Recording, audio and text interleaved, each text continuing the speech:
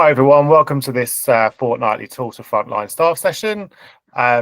We've got 3 items today on the agenda. Myself and colleagues from the revenues team are going to be talking about a council tax escalation route, which we've designed with community partners. We're looking for people to sort of be involved with that.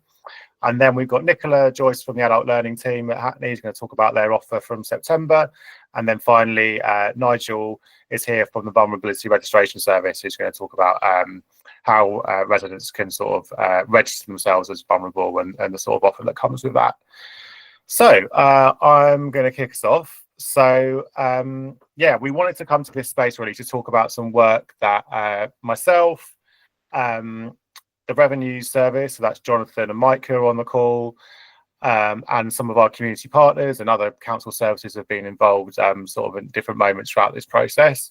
So we've been working together for about over a year now to think about the sort of offer around council tax support for residents who are in sort of vulnerable and complex situations and who need extra support. And obviously there's also a sort of, you know, there's the backdrop we have of you know, the need for the council to be able to collect revenues as well. So that we wanted to sort of be honest about that context as well. So there's sort of, you know, two different sort of ambitions, I suppose, behind this work. So we've been meeting as a working group with different community partners for about a year to think about how we can work together and how we can improve that offer for residents.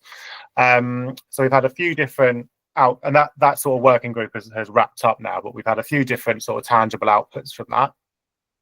One of which was some training that we delivered for around 17 or 18 community partners back earlier in the year, which we tried to sort of really explain practically how council tax processes work, which we received some really positive feedback from. We run a sort of pilot community money clinic at a food bank in Dalston, where we had a community partner and council services there on the ground meeting residents and giving that direct support. So we wanted to, you know, put people out in the community to you know, sort of meet people face to face. And the other thing which we're hoping is going to be a sort of really sustainable and impactful offer for community partners, but also council services, is an escalation route which we've designed with community partners to help them and other council services raise cases with the revenue service when a resident is in a particularly sort of vulnerable or complex situation. Perhaps they've got, you know, multiple debts running over a number of years, or there's a you know, particular vulnerability around mental health, for example. So this is a route that we've worked on over a number of months with 6 or 7 community partners and council teams to try and come up with a sort of practical, usable, impactful way for people to raise those sorts of cases and hopefully sort of escalate them when perhaps the normal inquiries process isn't working. So that's the kind of backdrop of what we've done, and what we want to do today is to kind of present that to you guys. And if there's organisations or council services on the call who want to be able to use this escalation route, then now's your chance to kind of say that it's something you want to be able to use. If you're someone who works on a day-to-day basis or every now and then, and you come across residents who you think would be able to benefit from this, and you want to be able to sort of raise and escalate their cases, then this is the route that we've designed for you to be able to do that. So that's the kind of backdrop for what we wanted to speak about today. And what we were going to do was I was going to sort of share my screen and show you the actual it's a Google form. That's the kind of actual process that you'd be using, and sort of share that with you. And then I'll pass on to Jonathan and Mike to speak a bit more about their roles. But do you want to quickly introduce yourselves, Jonathan and Mike, as to who you are and what your roles are? Sure. Jonathan? I'm Jonathan Lang. I'm operations manager in revenues. My main responsibility is council tax recovery and enforcement, and collection of overpayments, plus a few other bits and bobs. Great, thanks, Jonathan. Mike? Yep, Mike Bartlett. I manage the Stop the Knock team within council tax. So we're a preventative team. We endeavour to identify customers who are falling into difficult times before they reach the stage of enforcement agent, and get them into affordable debt, affordable arrangements, and signpost them to other debt advice things. And I'll be primarily responsible for overseeing the day-to-day of this escalation process. Brilliant, thanks, Mike. And we've got Neil on the call as well. So hi, Neil. I don't know if you wanted to introduce yourself or say anything at this point. No worries if not. Hi, I'm Neil Clark. I'm the AD for Revenue, so I have the pleasure of working with Michael and Jonathan. All I probably wanted to add, John, is it's apparent, and this is not a Hackney situation, that even internally, colleagues in other areas don't know what council tax can offer. So I think it's just key to pick that up, and that's not being critical of Hackney services. If I'm a social worker, I'm a specialist in that area. I don't expect them to know every single discount exemption we can offer in our world. So although we're promoting this externally, I think there's an internal post for this as well within the council. And that's it. I'll be quiet now, or I'll probably all silly on this. So yeah. No, thanks, Neil. That's really important. And yeah, to give a little bit more context, I suppose one of the things that when we started this sort of working group with some community partners, the really early discussions were just about being open about what didn't seem to be working and what they didn't understand and what we could be doing to support them in the work they do with residents. So this is an attempt to try and meet some of those needs at least. So I'll just share my screen now and show you kind of fairly quickly the escalation route form. Hopefully you can all see this. It might take a bit of time just to actually go through it, just because there's a few different sort of routes through the form you can do, but it shouldn't take too long. And yeah, this has been based on the sort of feedback we got from community partners, and we've tried to make it as sort of straightforward and as simple as possible. So yeah, self-explanatory. First thing, you have to provide your email address, and just to say, this is a form that would be completed by the professional on behalf of the resident, and primarily the responses would go back to that professional, so it would be that person's role ordinarily to pass on that response to the resident. So yeah, after providing your email address, you would select which organisation you work for. So these are just the partners that we worked with already, so that's why their names are there. But if you come on board, obviously you'd be able to choose your service or organisation. Provide your name and your phone number if that's not a requirement, but you can provide that as well if you want. And then just to explain to us your relationship to the resident. So we've given you some examples there. Just to confirm here that you have the sort of consent to raise the inquiry. We can send the responses directly to the resident as well if that's not the case. And then we obviously need the person named on the council tax bill. That's a required field as well. So we would need that. That's obviously so we can check, so that the Stop the Knock team can check their internal records. The date of birth, if you've got it, might be useful to sort of help identify the resident, but it's not a required field. And then you can tell us what's the best way of contacting the resident if we need to, but again, not a required field. And then there's space to provide that information as well. Ideally, it would be brilliant if you had the council tax account reference number as well. We've sort of explained what that number is and where you find it if they've got a bill with them, which hopefully they will. And then postcode and address is a sort of required field as well to help us identify the resident. Resident, does the resident have a benefit reference number? So this will apply if the resident's in receipt of or applying for a council tax reduction. So if that's the case, it would be really good to be able to have that number as well. And we've explained sort of what that number would look like, so hopefully that helps as well.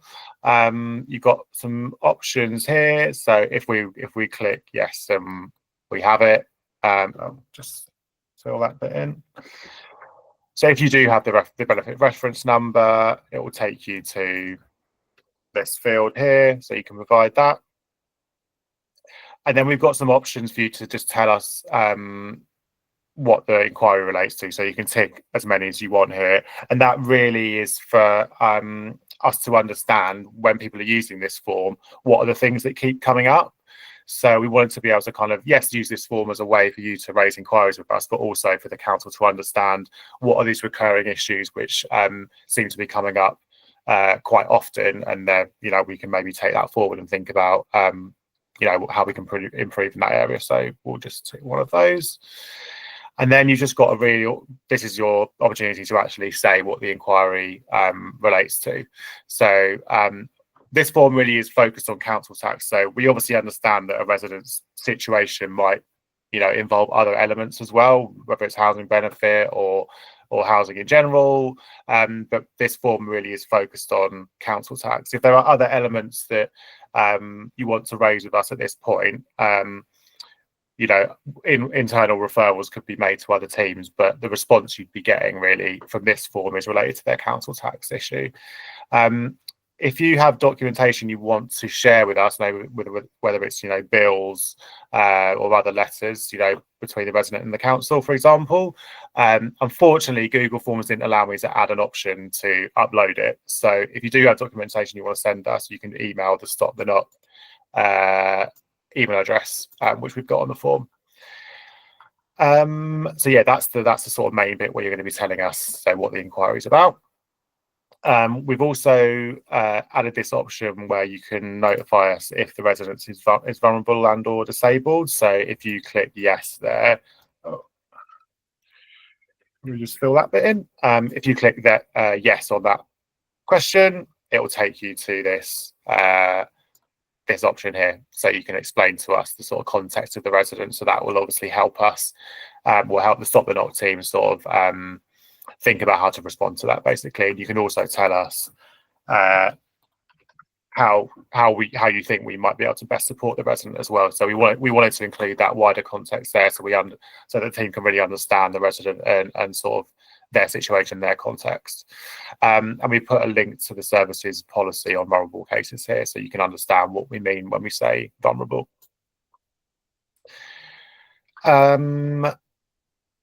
Okay, there's another option for you to provide some more information, really. So if the resident is currently subject or due to be subject to any imminent recovery or enforcement activity, so that might be court summons, a court hearing, enforcement agents visiting their property, you can tell us about that here.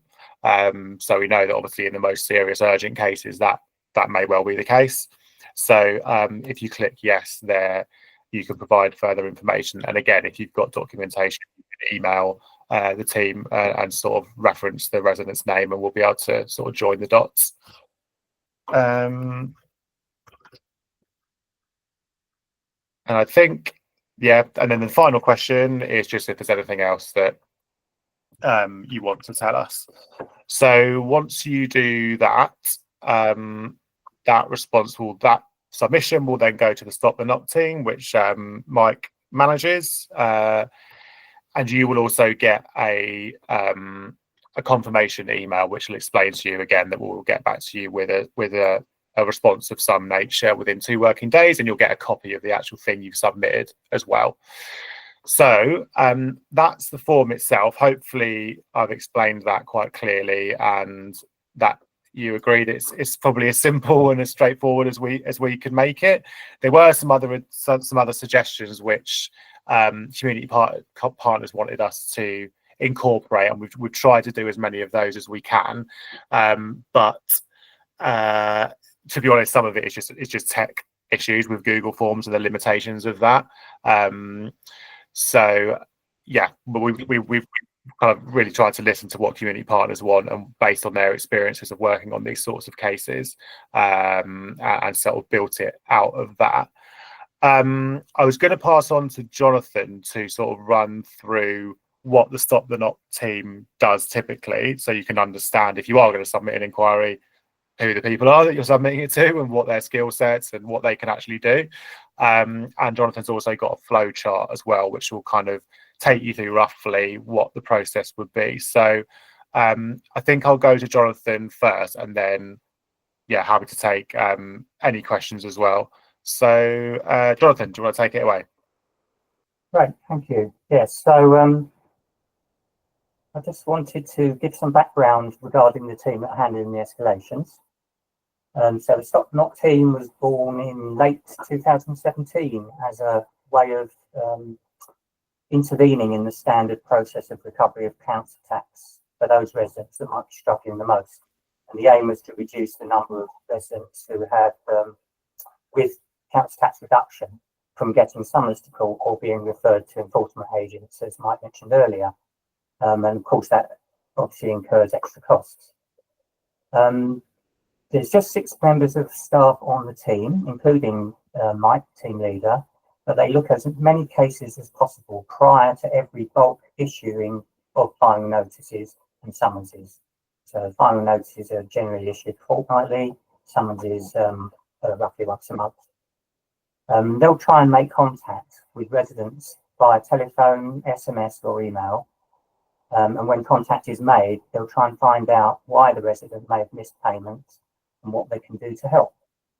The team were recruited specifically because of their all-round knowledge and especially in welfare benefits and customer service skills.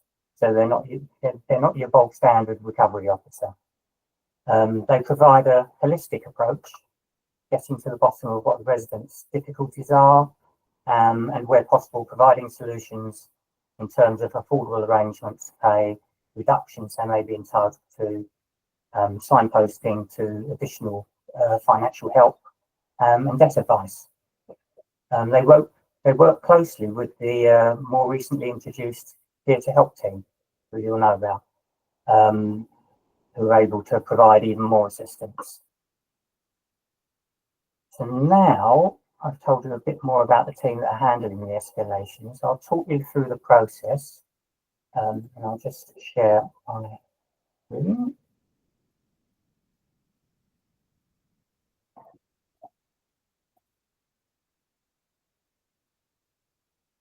Okay, hope you can see that okay. Yeah, all good. Yep, great. So, first of all, you complete the form. As John said, you get an immediate acknowledgement by email. That goes to the partner completing the form, and they also get a copy of the submitted form. That automatically gets sent to the Stop the Knock team. They've got a shared mailbox, so that will be staffed all day, Monday to Friday. And there'll be an immediate acknowledgement from that mailbox as well. So you'll have plenty of acknowledgements to tell you that your form has been received. So the Stop the Knock team will assess the information within 2 working days. It will more often not be quicker than that, but that's the outside time scale for the assessment. And when they look at it, there's going to be a number of different outcomes. So first of all, they've got to make a decision: can they handle the inquiry themselves entirely? And most of the cases, I think they will be able to do so. But there's options to use other teams' involvement if necessary. So they could. Well, the first thing they'll do is respond immediately to say whether they'll be handling it or whether it needs to go to somebody else to handle. So it could be that quick that you get that information. If they do decide to handle the inquiry, the kind of things that they would look at would be dealing with outstanding correspondence, actually amending the council tax, assisting with council tax reduction claims, setting payment arrangements, signposting to debt and other advice, and referrals to the Here to Help team. They've got a close connection with the Here to Help team, so they're always in liaising with them. So some of the other options that might take place is that, for example, if you've got a court hearing for the customer that's coming up rapidly,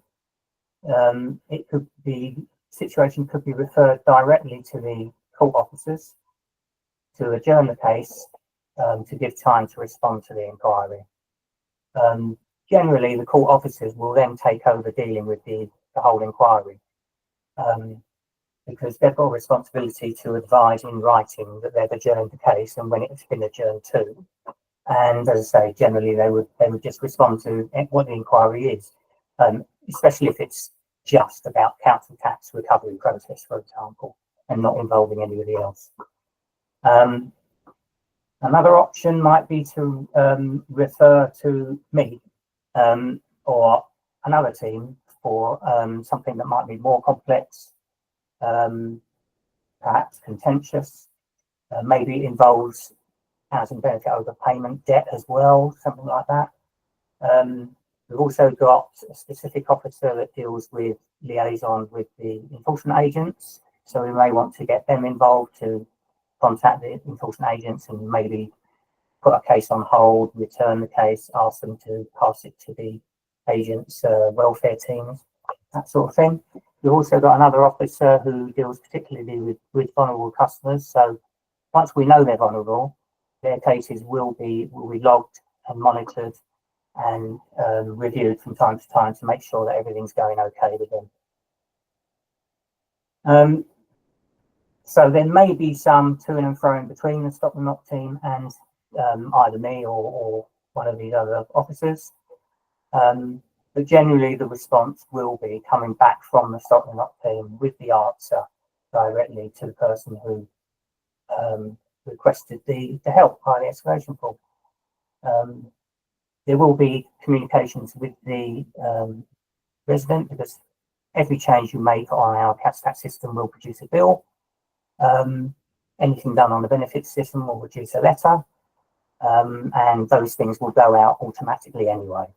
But generally, we're intending that the response will go to the partner that's raised the form so that they can pass on the information. But we're able to take over if you don't need to be involved anymore. And as I said, we've got, for example, the vulnerability officer who could be handling that. So that's about it, really.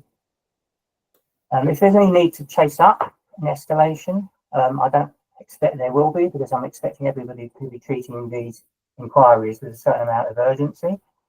But if there is a need to just chase up to get a quicker response or to find out how something's going, then you'll have the Stop the Knock email address already, and that's what you can use to escalate it again, to chase up, and also to provide any extra information that you might need to. The only thing you need to do in that case, is just to say that if you are going to be chasing up or providing extra information, it's important to quote the resident's account number again on the email, so that and perhaps the date that you raised the initial escalation, so that the two things can be tied up quickly. And that's about it. Great, thanks. I just wanted to add to that, Jonathan, just for our partners' reassurance here, that so I've got 5 members on my team. I plan on giving them this responsibility a week at a time. So I'll be rotating it every 5 weeks between them. So if we receive a query from you on a Monday and we deal with it by the Thursday, then it'll come from the same person. But if you have a follow-up question about that customer the following week, it's going to come from a different officer, but we will all be able to cover for each other. So it won't be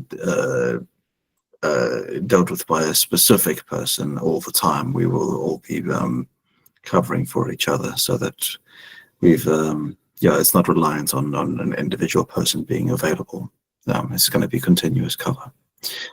And also the forms that you're going to, the copy of the forms that you guys will be receiving, we will be indexing a version of that to our documents imaging system, our workflow system, so that it's associated with the customer's council tax account, along with any other correspondence that we've received from them previously, and then going forward it'll be under the same documents imaging system. So it's any other officer that you may call within the call center should be able to see the form as well. Just so that it's all joined up and end to end. That's all I wanted to add. Great, thanks, Mike, and thanks, Jonathan. Before I come to you, Genevieve, I just wanted to quickly show the guidance which we've also produced. So if you do want to take part and you want to be able to access this option, we've just got this quite short guidance document which sort of explains the sorts of cases we would expect to come through.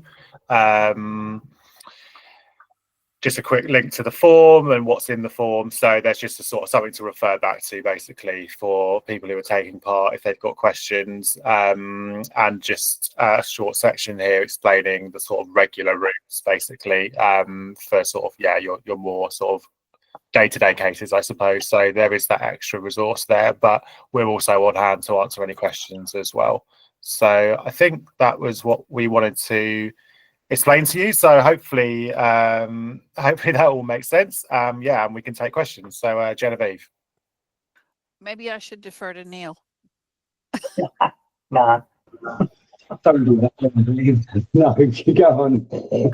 Okay, well, my question was, if this form is live, so obviously you're going to share the guidance and we can start using the form right away for our partners can start using the form right away. It's a brilliant form. It asks for everything we need all in one place, but this is not for internal. I'm assuming that internally we all should know how to reach out if we've got a client who needs this kind of support. But just having that guidance on, do you have this, and this, which let's just say adult social care or even housing may not know to put that together. I mean, the right person in the right who got the speaking to the resident would know, but if it's someone who might be a little bit more removed, sure would be helpful if we could use it for council staff too. So that's a really good point. So I think we would like it to be able to be possible for council services to use it as well. So Jonathan, for example, suggested like the Welcome Hackney team who sort of respond to migrants and refugees. So we think it can be used for council services as well. So that was the plan. So in terms of it being live, it's not live currently. If I sent you the link, you wouldn't be able to use it. But I think what I'll do is send a message out to the community partners who are already involved on Monday. If you want me to include you in that email and you want to be able to use it, email me before then and I will include you in that email. If you will email me after, I can just add you to the form. What I obviously need to do is to add your organisation or service to the question where you're telling us where you're from. So you need to let me know you want to use it, basically, so I can add you to that drop down list, because we need to understand who's raising the inquiry. In summary, just email me basically, and I can add you to the form. I'll also be putting some information about this in the poverty reduction newsletter as well, so people who aren't on the call will be able to find out about it hopefully as well. And please do sort of share with your networks as well. Neil. Go Josie first, because mine is just an add-on bit. So go for questions rather than me just telling you something again. Go Josie. Your microphone off, yeah. Mine's only a little question. So at the moment, this isn't for internal, but does that mean I can still email you directly, Mike and John, if I've got a query? Yeah, of course you can. Thank you. It works both ways. Works both ways, okay. Yeah, cool. I also wanted to add, sorry, Neil, I'm going to jump in there. This is primarily for customers who are experiencing difficulty and if they have like councils with issues with their council tax. If you've just got a customer who's moved, it's not really for that purpose. They can just complete the sort of normal form on the website, and the billing team will pick that up as usual. I just wanted to make that clear that unfortunately, if it is just a sort of simple move in, move out case, we'll probably just pass it on to the billing team to deal with in their normal remit. As we'll be prioritizing customers who need the need the help and need recovery on their account stopped quickly and that sort of thing. Thanks, Mike. Go Neil? for it, Neil. Yeah, so it's just to add, sort of, this whole conversation was born out of the difficulty some of the third sector had getting through on the phone lines, etc. So one of the added parts to it is we're hoping that this will be a useful tool where the third sector engage with residents who will not engage with the council. Either they've had a bad experience with council department X, Y, Z, we're a bit big and authoritarian. So part of it is as well, we want to work with the third sector partners, not for them to become an extension of the council and do our job for us, but where, for example, the third sector are coming and going, we've seen Mike Bartlett, we've gone through his finances, he can pay X a month. We'll take that as read. We don't want to put the resident through like a double tranche of trying to prove their income, etc. So provided we're comfortable that our side of it, i.e. the local authority, and the residents' part are being equally sort of in the forefront of the third sector's mind when they're looking at those payment plans, we kind of don't want to remove ourselves from the loop, but we understand there's residents that they will have access to who don't want to talk to us for whatever reason.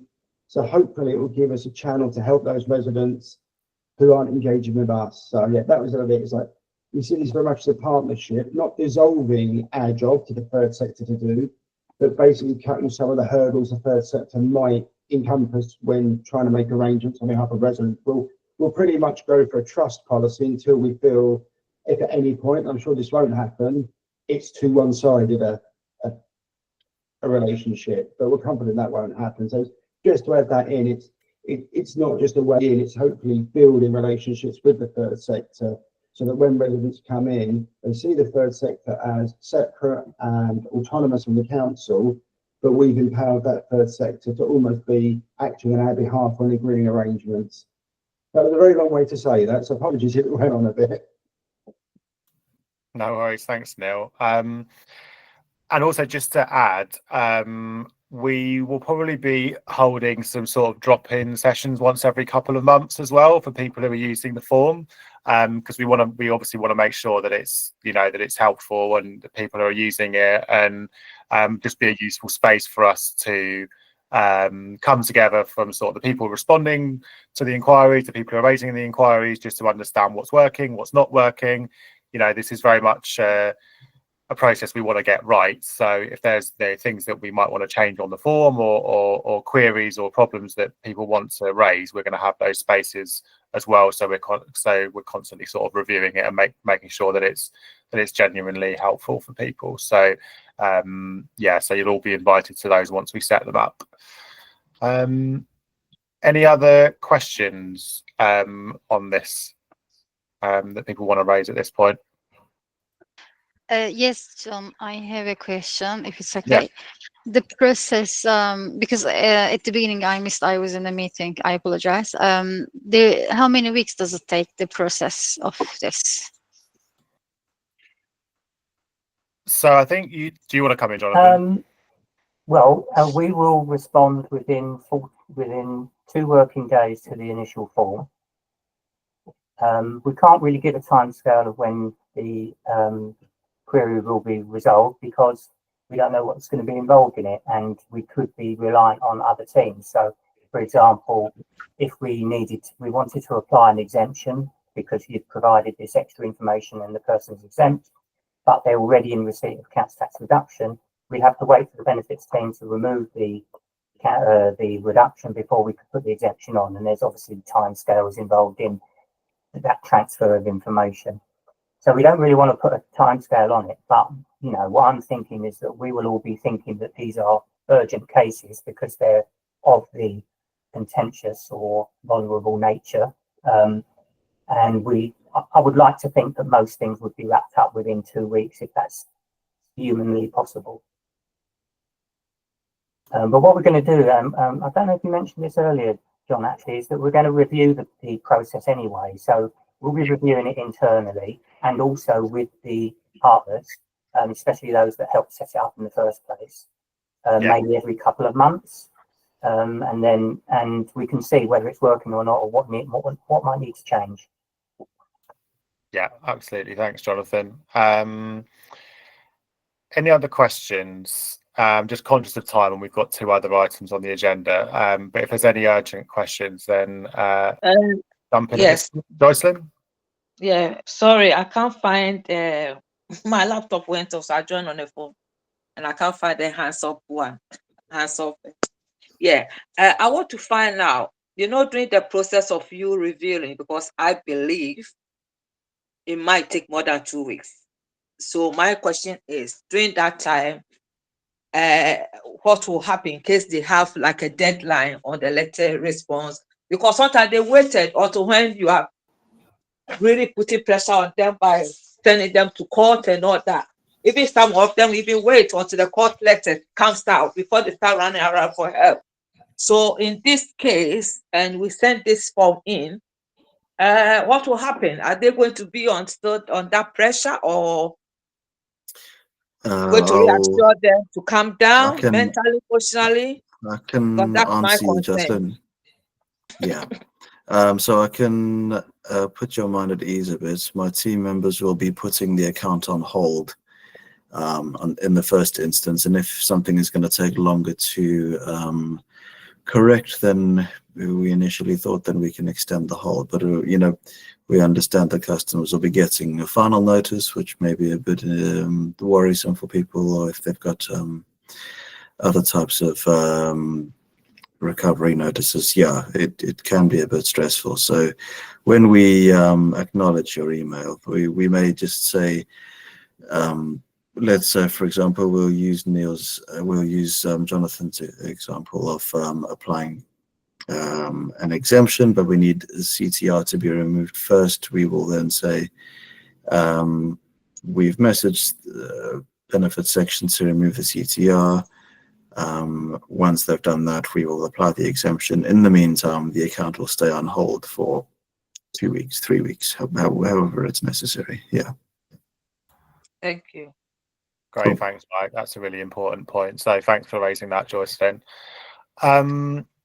I think we'll draw this item to a close just because obviously we've got 2 other items on the agenda, but hopefully you guys found that useful. And yeah, like I said, if you do want to be able to use it, just email me and I will add you to the form. And I'm planning on sending out a sort of launch email to partners on Monday. So you should get the form and the guidance and be able to start using it from then. Great. Okay, we are going to move on to our next item. So Nicola's joined us here from the adult learning team at Hackney. So I'm going to pass on to Nicola. Thanks for coming along. Thank you very much for having me on your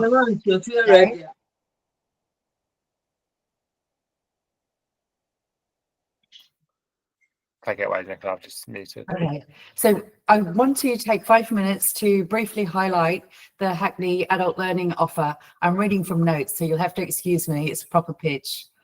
So we provide free courses for residents aged 19 and over, and our next intake is September. So I want to be raising awareness and finding ways to connect with residents in different circumstances who can benefit most from learning opportunities. So the courses that Hackney offers are designed to support people who are isolated or vulnerable and looking to build confidence, parents and carers who want to support their child's learning, those people returning to learning after a long time away or not yet ready to work and they need to go on a pathway, and for residents looking to gain skills, qualifications and confidence to move towards work or further training. So in a way, we're kind of a bridging opportunity. Before people go to college, they need to re-engage with learning. So the types of things that we offer include ESOL, maths and English from entry level through to GCSEs, digital skills and IT, and that's from basic digital skills, from those people who are excluded, not able to access council services because they don't know how to use computers or phones. So it starts at the basic level and then goes up to qualifications. And then we also have vocational and skills for jobs. So key sectors like health and social care, hospitality, green construction and digital. This is long-term sustainable careers.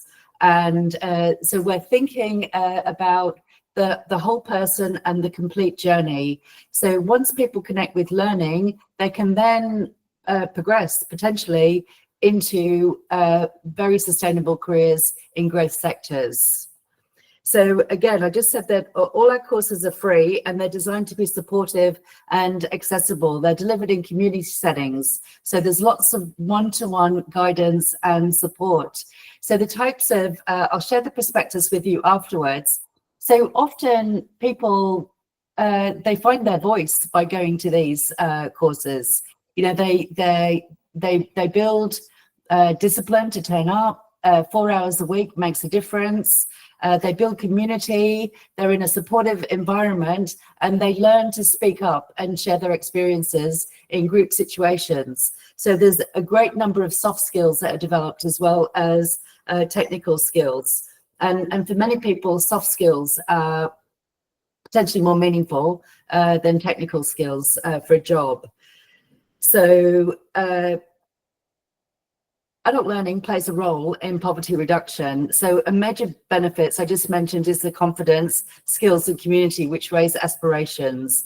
It also breaks cycles of low literacy, digital exclusion and low qualification levels. It supports parents to engage more in their children's education, which research shows has long-term impacts on children's outcomes.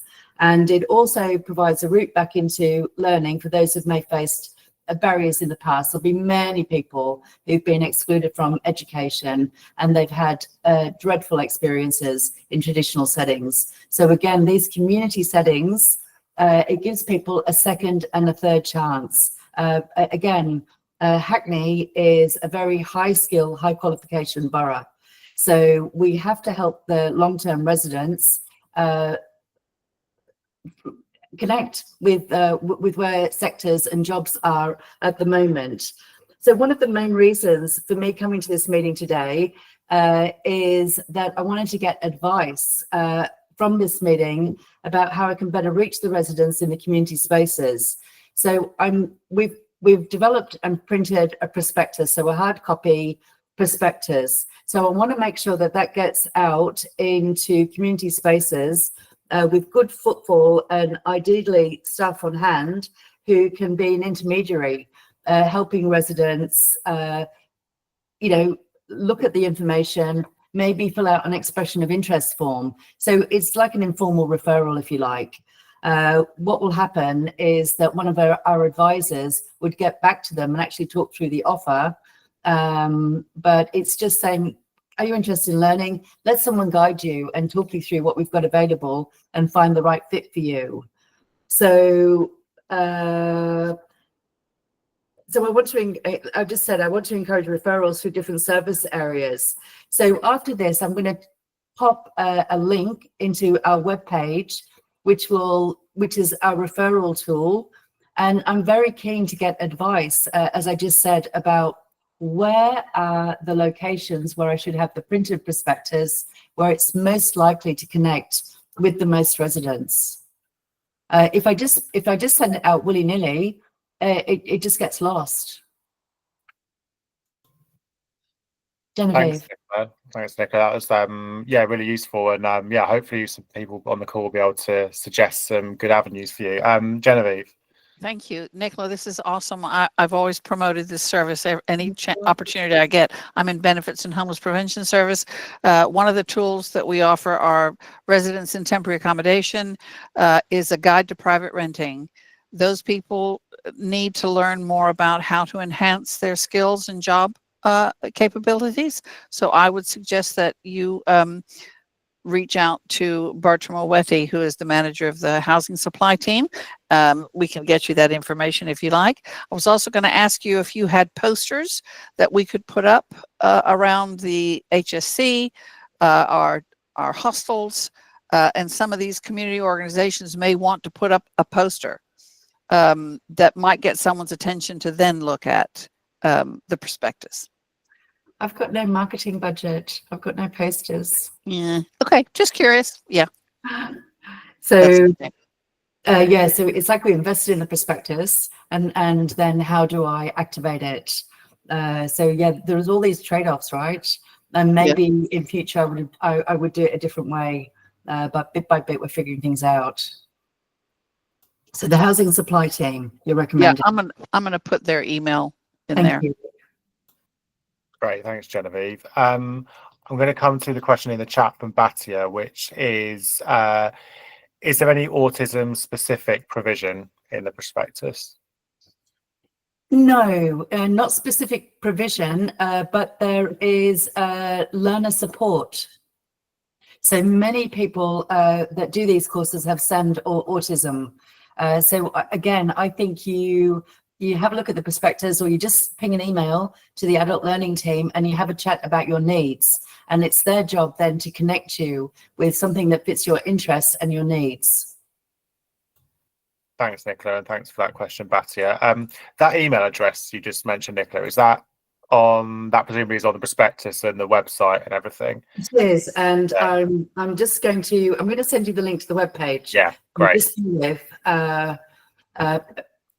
going to have to pull it up. So yeah, that's fine. And I can include all of this in the poverty reduction newsletter as well. So so yeah, people will be able to find it there. Councillor Williams also has put in the chat, can we have a chat about how we might be able to access resources for a poster? Appreciate time is short. I think Councillor Williams is travelling, so can't speak, but it sounds like Councillor Williams wants to have a chat with you, Nicola, around that issue around the budget and the poster. So, okay. So yeah, hopefully that will be helpful. Sermon, you were next. Thank you.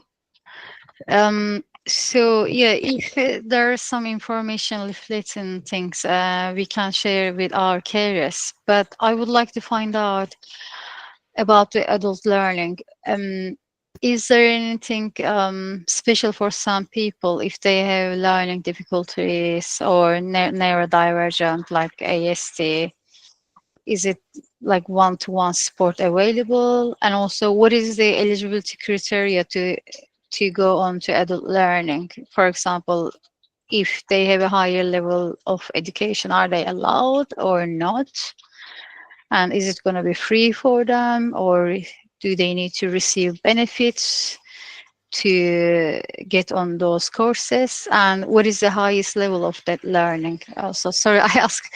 That's a lot. So I am quite interested and I want to find out because we have young carriers as well in our organization. The more I know about this, I can provide the information to my team.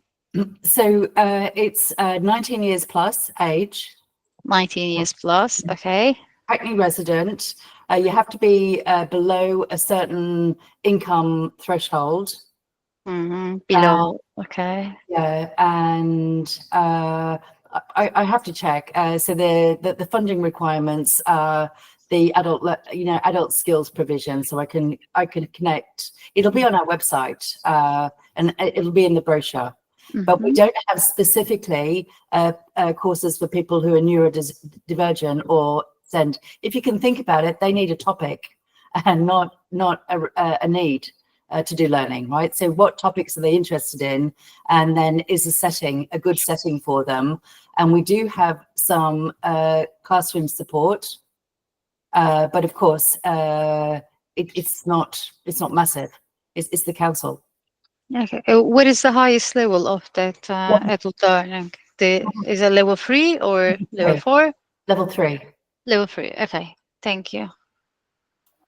Great. Thanks, Simon. Oh, sorry, go on. Last question. Sorry. If they have a higher level of degree, like in something else, like level 4 or level 5, are they eligible to attend the courses or not? My understanding is that if it is a topic that you haven't studied before, you can do it.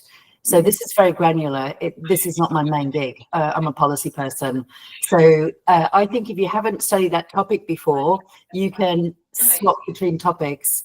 Thank you, Nicola. Yeah. Thanks, Sabin. Charlie has also put in the chat that the Mary Lloyd Centre would be a good place to have flyers. So that's where lots of VCS organisations are based, and I think would be able to. That would be a good place for connecting with residents if you could put some leaflets or anything in there. Can you repeat that location? It's the Mary Lloyd Centre. Right. Nicola, I'll follow up. I know we met the other day. I'll follow up with lovely. an Thank you, email. Charles. Yeah, thanks, Charlie. Councillor Williams has also put in the chat with regards to neurodiverse residents, it's also worth signing up to the Hackney Opportunities newsletter, which frequently contains training and job opportunities. So that's just a suggestion for people on the call around that point. Pauline, I'm going to come to you, I think, as our last question, because we've got another item as well. So Pauline, do you want to come in? Yeah, hi Nicola, thank you very much for that. That was quite informative. One service that springs to mind straight away is a welcome hub. They have little flyers, and that could be a brilliant addition to their flyers of what they offer. Okay. I work on the Here to Help team, and I'm always out with people, so possibly a link to our web page and of stuff that can be offered, and if we have the link, we can then use it to support residents when we go out to do outreach work. Thank you very much, Pauline. I'm just going to pop our webpage in the chat. Brilliant. Yeah, but the guys at Welcome Hub, they've got flyers, so that would be brilliant if that was on there, because a lot of the people that go to Welcome Hub, they're either just been given leave to remain and are now looking to establish themselves. So it would be perfect for them. Super. Thank you so much. That's a really good point. Thanks, Pauline. I think let's wrap this item up here because we've got about half an hour left for the next item. But thanks everyone for your contributions, and thanks Nicola for sharing all of that really useful information. Hopefully the suggestions you've got here today will be useful. And yeah, feel free to connect with me and Charlie and others in my team, because we might be able to suggest some other spaces you could link in with. Thank you. Cheers. Great. Yeah. Okay, awesome. We are going to move on to our next item. So Nigel has joined us here from the Vulnerability Registration Service. I hope I've got that name right. So thanks for waiting so patiently, Nigel, and please take it away. Thanks very much. John, was you going to bring up the slides? Is that okay? Yeah, let me just get them in my email. Bear with me. That's okay. While John's just doing that, I'll just give you a little bit of information about myself. My name's Nigel Bryant. I'm one of the founders of the Vulnerability Registration Service. We've been going since 2016. I do come from a collection background for over 40 years. And the reason why it was founded was because myself and unfortunately my late brother, we did feel that there was no central independent register for vulnerable consumers to be able to notify people about their circumstances, and then for obviously people to treat them in the right way, whether that's in a collection process or in any type of utility sectors. There was nowhere where anyone could find out a bit about that sort of information. So hence why the service was started back in 2016. If you move on to slide 2, John, that'd be fantastic.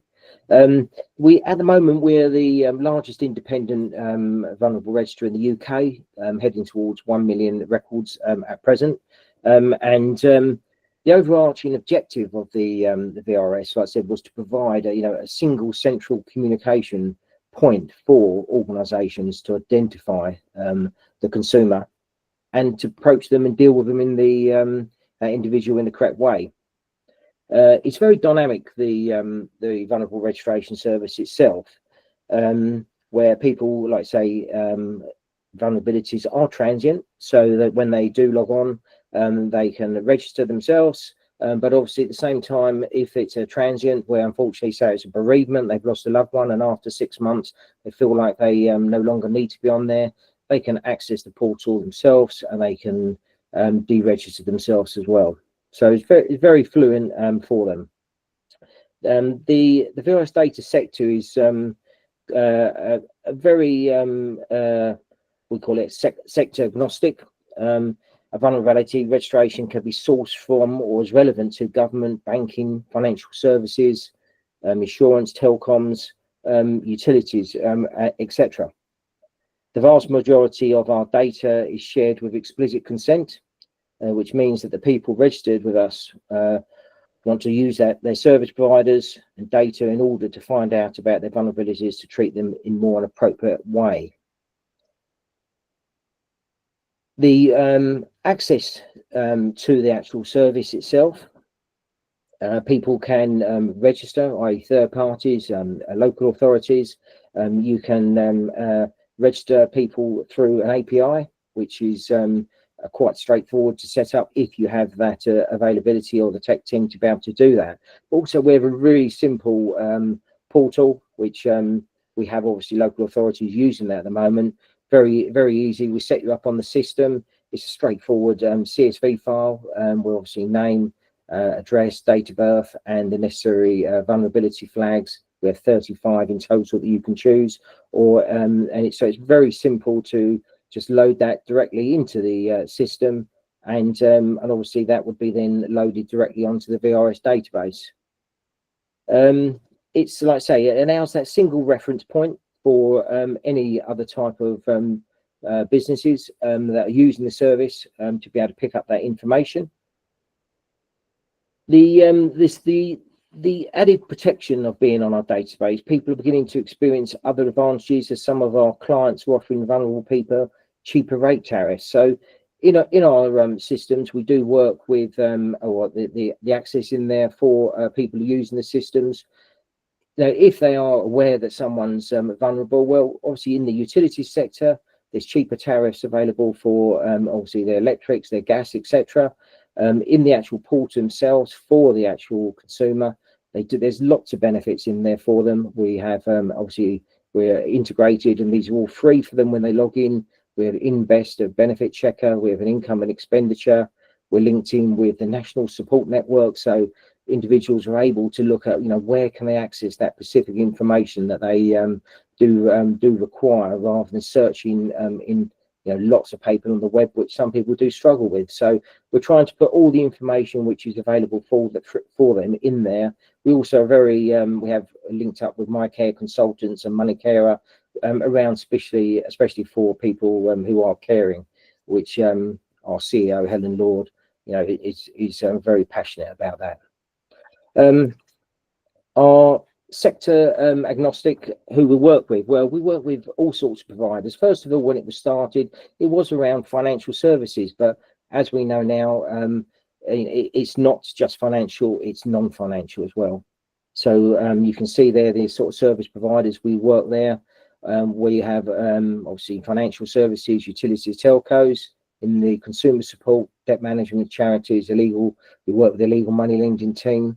Signposting, standard, we do have the charities, money advice, etc.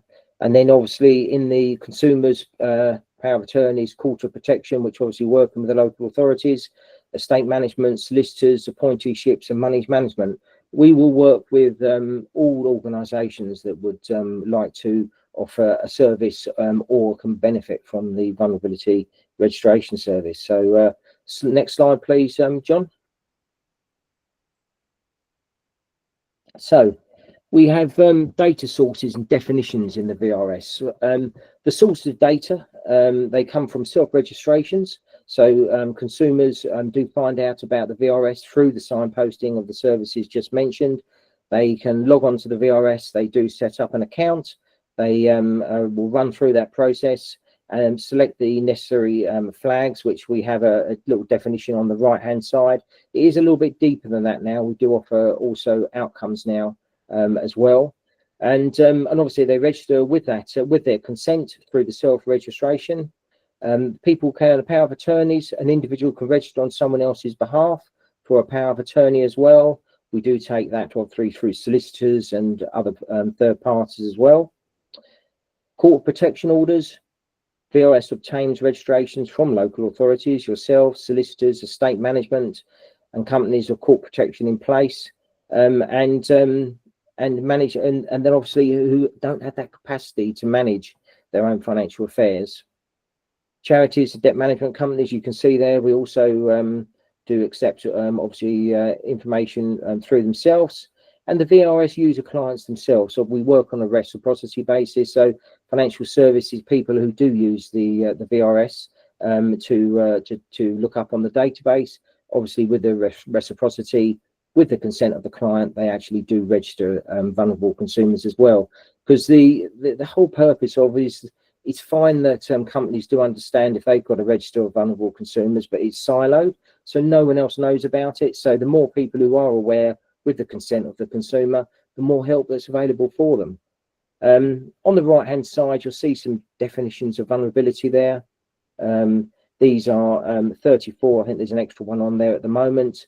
All very straightforward, and what over the last 9 years, what we have found to be the most important ones that do keep flagging up. Next slide, please, John. This is a pricing structure. Obviously, there is no cost to register anyone onto the VRS, but obviously we're a not-for-profit organisation, and so there is a charge if you use the service.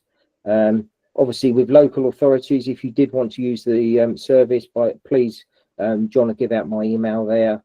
The pricing structure, we can make sure that it fits to purpose for yourselves. And like you said, you was focusing on the council tax arrears. I've heard there today, and it is, you know, we feel because people do bury their heads in the sand. That's and it's hard to contact someone when they don't contact you.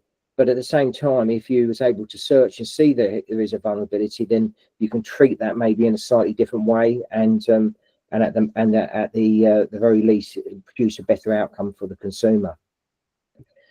The VRS model on the next slide, John. You can see we've got the database of the VRS, and it does reach out to all sorts of people there: charities, councils, external signposting, banks, financial services. We are obviously in quite deep talks with HMRC and DWP at the present point in time as well, to see how we can work with them even closer. And the last slide, John.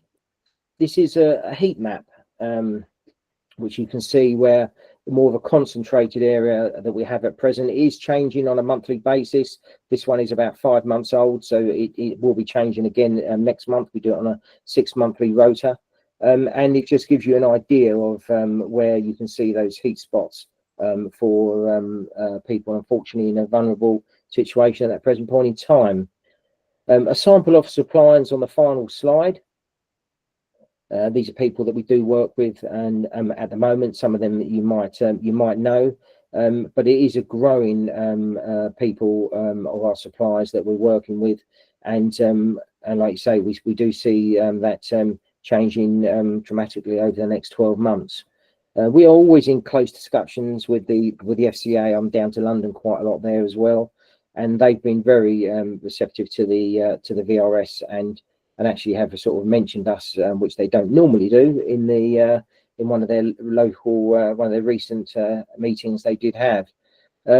So yeah, it's something I'm very passionate about, the VRS. The more people who do use it, or the more people who supply their caller protection orders, anything for that that you're able to help that consumer to drive them towards a better outcome, then by all means we would love to work with more people in that in your sector.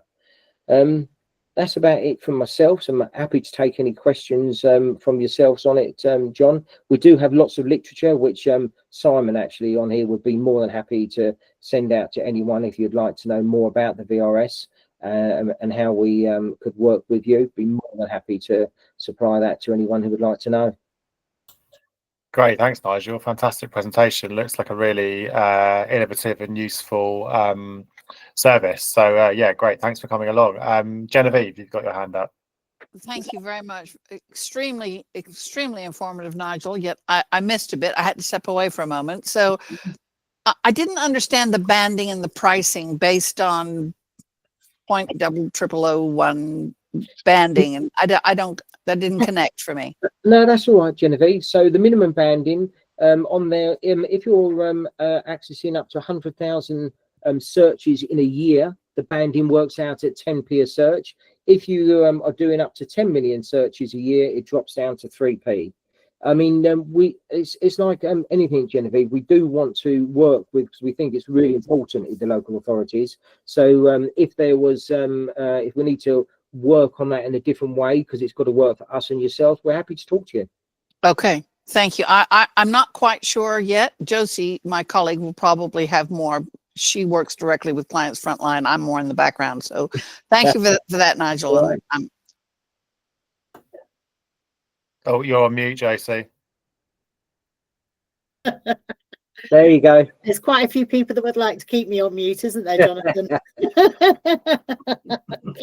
I was going to say Genevieve is the one that can maybe encourage it to be taken up if you know, if it's a possibility. But what I wanted to ask was if you could tell me in practical terms how this, so we would look up to see if someone's vulnerable, and if they are, we can adjust what we do to them.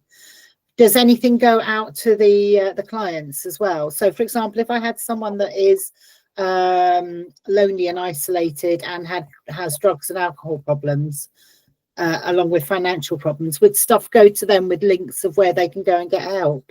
Yeah, on the in the actual the client's portal, there is the National Support Network. So anything that is available out there, and it even narrows it down, Josie, to their local area as well.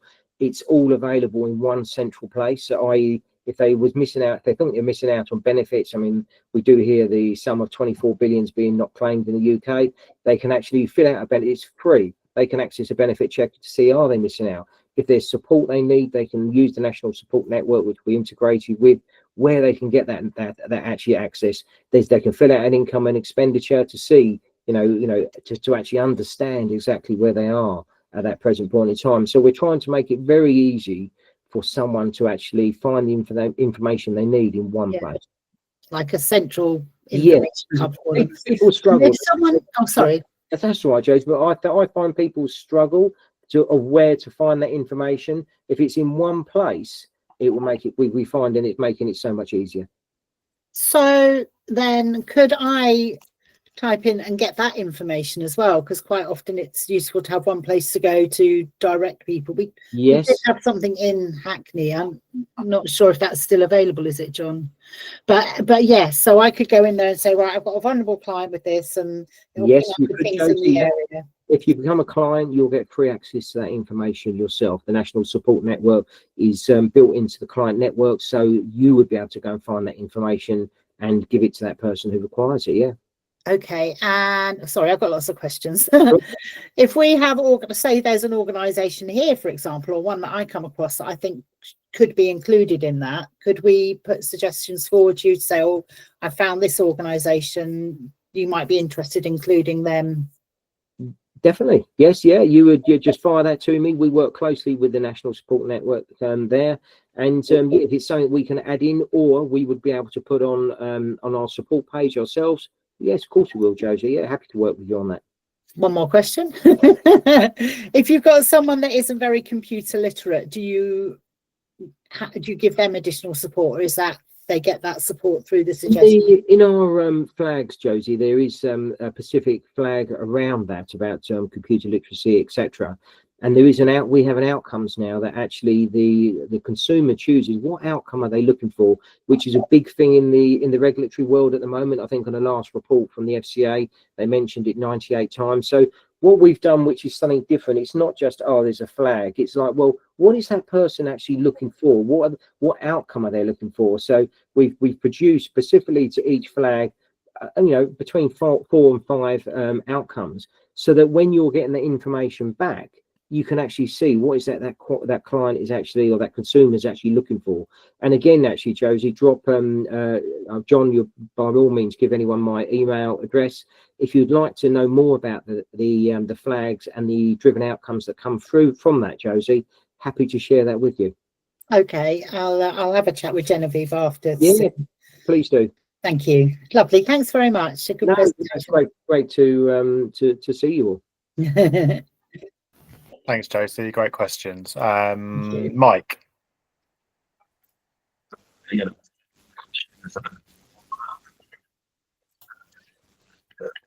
It's the system. Sorry, Thank Mark, you, I think we're thank struggling you. to hear you. I was anyway. This is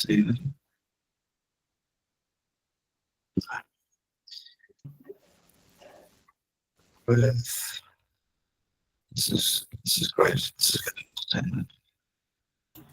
Can't hear No, you, Mike. we can't hear you, Mike. You're distorting. Can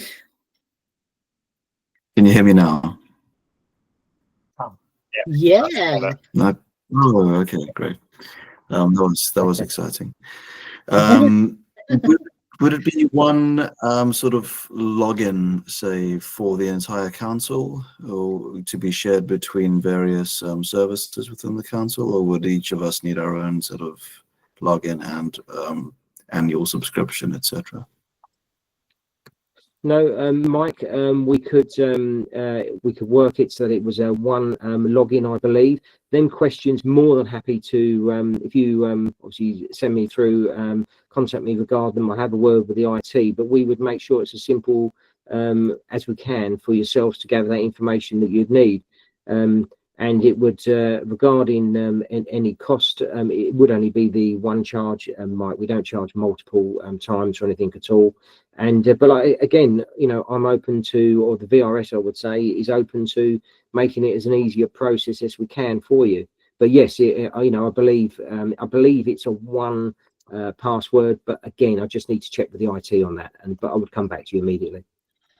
Okay, and sort of follow-up question.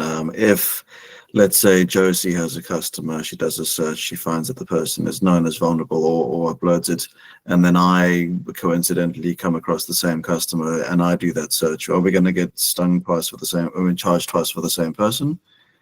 Or will that information be there already? Yeah. I know what Neil is like. I know he's can say that because he's not in the meeting anymore. I would say, Michael, it's from the same council. We would have to build some logic into the background. But if we could say the same person's been looked up 3 times by the same council in that month, we could put a structure in place where you was only billed for the one search. Yes, I mean, I don't see that logic being too hard to implement. All right. Thank you. Great, thanks, It's Mike. okay. Good questions. Does anyone else have any other questions for Nigel? We're always making plans for Nigel. Now let's go back away, Josie. Oh, that's the first XTC reference I thought we've ever had on this call, so nice one, Josie. To mix it up a bit. Yeah. Okay, great. If there's no other questions, then we can wrap that item up. But thanks, Nigel. That was really informative, great presentation, and yeah, seems like a really valuable service. So thank you very much for coming along. And just so I'm here to, you know, just drop me a line. I'll answer any questions you want at all. But yeah, it's something that, like I say, I started with my late brother, very passionate about, and still am actually. And all it's a matter of just a little bit is for that vulnerable consumer to be treated in the right way. I mean, like I said, did explain to you, I come from a collections background, and it doesn't mean that that person doesn't want to pay. It's just how that communication's dealt with in the right way. So yeah, happy to, you know, whether it's about collection processes or anything to do with vulnerable consumers, I'm happy to jump on a call with anyone if they've got any, if they want to ask me any thoughts on that. Amazing. Did you set it up from scratch then? We did. Yeah, we did, Josie. Yeah, there was nothing. Obviously, there are applied. There was 6, unfortunately, with my late brother, but there were 6 of us here. I come from obviously a collections background. We've got people who come from the Experian background. One was a director. We're all all around the financial services, and it started from complete scratch, Josie. We was first register in the UK to help them, and the reason because, you know, I sat on the shop floor of a big collection of our collection team, and I was so frustrated when we had people, you know, in desperate situations turning around and saying, well, you know, I'm having to repeat this same thing to 20 people and they don't want to listen and they don't want to, and I'm thinking, well, why are they you know, they're explaining it. Why is there not a central hub where you can find out the information and then you can deal with them and you know exactly what you need to ask for? And obviously it's got to work both ways with anything. When someone's telling you something, then they need to obviously provide that certain amount of information, and then once that person's it's reciprocal and they're working with you, you're going to get the best outcome. Yeah, yeah, exactly. Well done for setting it up as well. 'Cause Yeah, it's- that's right. Thanks very much. especially when someone passes away, sadly, like your brother, you do end up having the same like my sister over and over again, and it's like I know. each time it's like, oh, you I know. know. Yeah, it's very frustrating, and yeah, and we are working, like I say, with them government people. You know, that's what we're hoping to become eventually, is the Tell Me One service for vulnerable consumers. Perfect. Thank Okay. you. Well, thanks very much for having me, John. I will stay on. It's been very informative, and I'm going to try and jump on every fortnight. So if you want to brilliant. include me in there, yeah, I'll be more than happy to jump on when I can. Yeah, you're very, very, very welcome to join us. Yeah, it's yeah, I think people find this space useful. We always have a good range of presentations, great opportunity to connect with people. So yeah, you're very, very welcome to join. We've got about just under 10 minutes left. We usually wrap up the meeting with just a sort of open floor for anyone who wants to promote anything they're working on, any new offer that they think might be useful for people to know about, or just to ask a question to the group. Obviously, we've got great mix and range of sort of experience and organisations on the call. So if there's something you're struggling with that you want to get some advice on, or you want to promote something you're doing, then now's your chance. Genevieve. Sorry, She's I straight seem to in. be, I don't mean to dominate, but Jonathan already heard about this in another meeting we were at earlier today, and I was hoping Nicola might have some awareness of this, but the DWP has come out, or is it MHCLG? Anyway, has come out with the Connect to Work program to support those people who have mental and physical disabilities who would like to go to work, but just can't because of their situation mentally or physically. And they will assign a caseworker and get them to where they are in front of an interview within 2 months, within 60 days, and then support that client once they've secured employment to maintain that employment, sort of the Josie Christopher of employment, some sustainment. You know, Josie is our tenancy sustainment officer lead and just does an amazing job with our residents. So the fact that central government is looking at this approach is so exciting to me, and I'm hoping that you know, those employment connections for those most vulnerable are going to be referred. I think it's fairly new, and I don't know if anyone's experienced it and found if it's working, if it's favorable, but if they haven't, I encourage people to try it to see if it's something that's going to work for our really residents that need that help, who want to work, not that are being pushed into work. And this is different than access to work grants, which is for people already in work, say deaf people, to allow them to get interpreters, to get certain other provision, people who have challenges or disabilities while they're working, to make sure that they've got funds to make work for them, if that makes sense. That's all I wanted to bring up. Thank you.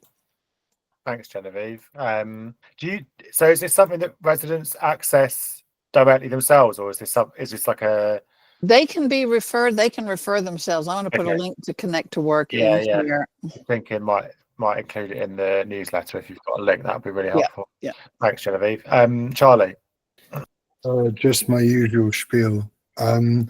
So we're booking Crew Energy to still go around the borough to deliver energy advice to save people money on their bills, either through energy saving equipment or kind of speaking to the utility providers and about where to make the best deals.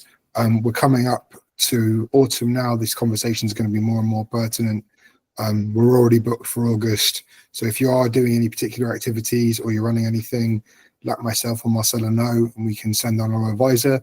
We've also come across a new organisation that specialises in supporting residents with different languages. So they've got a Portuguese, a Spanish speaker, a Bengali speaker on their books, a French speaker as well. So if you have clients or events where that might be useful, let us know and we can put you in touch with them as well. Great, thanks, Charlie. Anyone else with anything they want to come in with at this point? Any questions or things they want to promote? Anything you want me to include in the newsletter? Email me if you want to sort of promote something you're doing in the newsletter. Then yeah, just let me know. Thanks, Genevieve. If not, we can wrap up 5 minutes early. So yeah, we can wrap up. Thanks everyone for coming along. I hope you found the presentations useful, and yeah, just remind you, if you want to be able to access the council tax escalation route, then just ping me an email. Great. Thank you very Thanks, much. everyone. Thanks, Thanks a lot. everybody. Thanks, everybody. Bye. Thanks, everyone. Thanks, John. Bye. Bye. Thanks, Bye. guys. See you later. Bye. See ya. See you, Joes. I'll see you tomorrow. Bye, darling. Yeah, see you tomorrow.